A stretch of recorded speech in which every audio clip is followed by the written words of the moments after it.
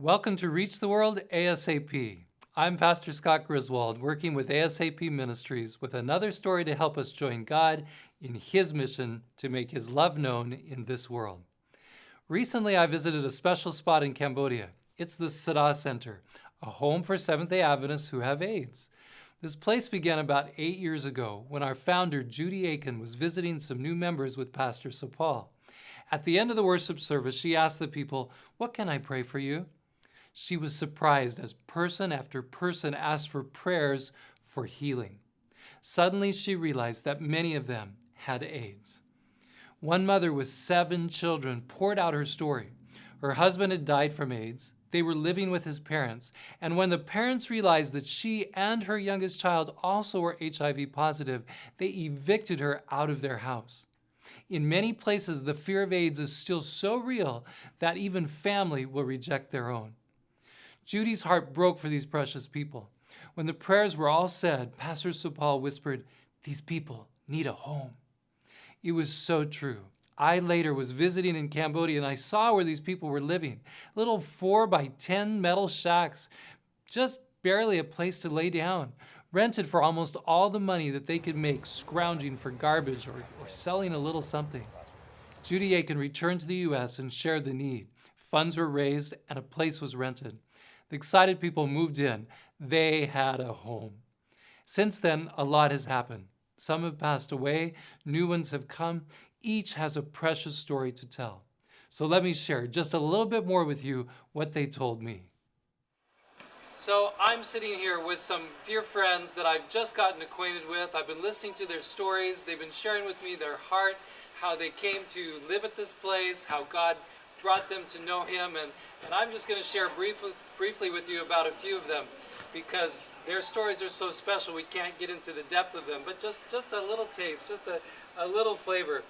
For instance, I think of Sophia Pierre. Ben Sophia, he's looking down there, but he was sharing a story with me about how he used to be an angry man. He would just come unglued at anything, and then he realized he was sick with this dreaded disease, and as he struggled with it, he was so miserable he could not even eat even a little bit of rice porridge.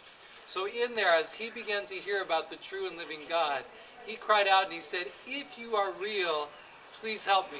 Please help me just to be able to eat."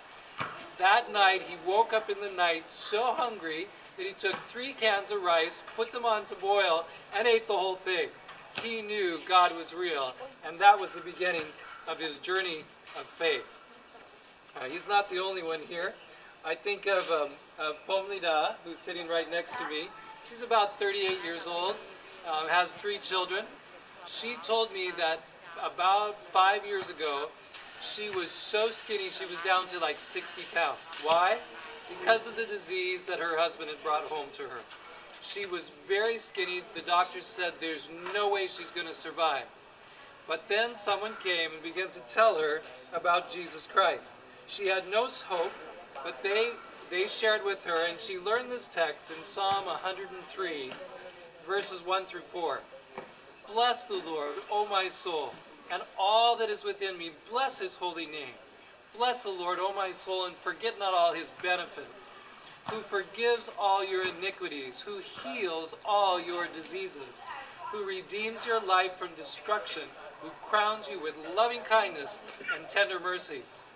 That was the word she grabbed onto, the hope for her life. And as she prayed, as God moved in her life, she began to get well. Not only that, she also, like Ben Sophia, had been quickly angry and upset at people. And now she found peace in Jesus Christ to help her through all of her struggles. These are the kinds of stories that I kept hearing as they shared with me. Sopa finding faith in dealing with the problems and the sufferings in his life, struggling with different things. I think of La Sophia, who is so grateful to this place to provide a home for her mother.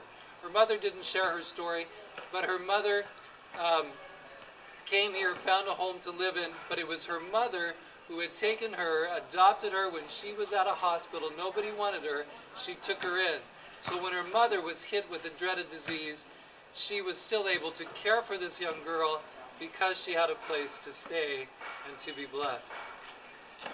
Not everybody in this group has a story of miraculous healing and of getting better and better and better, but each has a story of God's miracles in their life.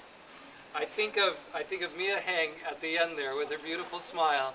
She told me how she used to be afraid of absolutely everything, worrying constantly all the time. But then people from this center reached out to her. They shared God's love with her and finally invited her to come. She's been here now for the last couple years, and you know what she said? My worries have all gone away. I have a God I can trust, somebody who loves me, who takes care of me. That shows how the love of this center is not just helping each other, but reaching out to new people as well. One of their greatest prayers right now is that they might have a church in which they can worship God and invite people to come and serve and know Him too. That's a beautiful hope and a beautiful prayer. Perhaps you're wondering who this is that's standing in the back. That is my dear friend, Pastor Hong Sapal. We have known each other for about 22 years, and good friends, close friends. And so it is a real joy for me to come back and to see him as the one who's in charge of the south part of Phnom Penh, the pastor of that district, caring for this group. He's responsible to help them in their day-by-day struggles and difficulties. And so I am so thankful for his love. Today as we came, he just welcomed us so beautifully, let us know how much they appreciate what ASAP Ministry is doing to help provide a home for these people to stay. And it's just a joy to see the love that's shared in this place as they care for one another. I want to tell you about Brother Gam Nguyen, who's sitting here in the middle. He had a 7-year-old daughter when his wife decided to leave him.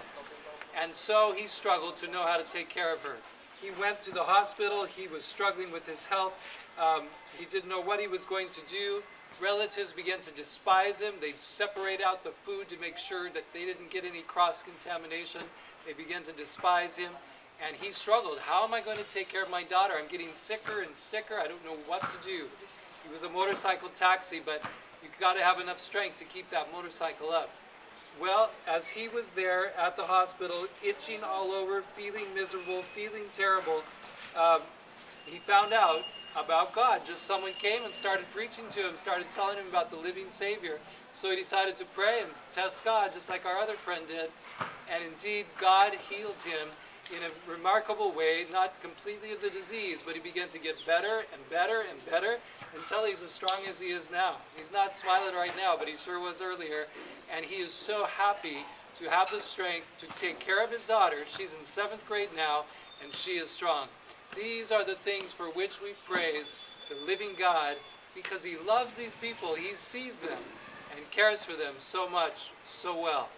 I hope that you also will find it in your heart ways that you can care and reach out to those who are fighting with this difficult and challenging disease, that you can, with money, with prayers, with love and kindness, be able to support them in that kind of a struggle. The thing I love most about visiting with them is that I can clearly see they've become a family. It's not just a house, it's a home. We provide rent, but they go out daily to earn their food and sometimes help each other when they're sick. We've set up some handicrafts that they can make and sell. Maybe you've seen some of the beautiful butterflies or flowers at the ASI or GYC where we have our booth. I wish you could meet each one and get to know them personally, like our friends did who went on the ASAP mission trip back in February. But there are things you can do. You can pray for them. For physical health, many get medicine free, but they still struggle.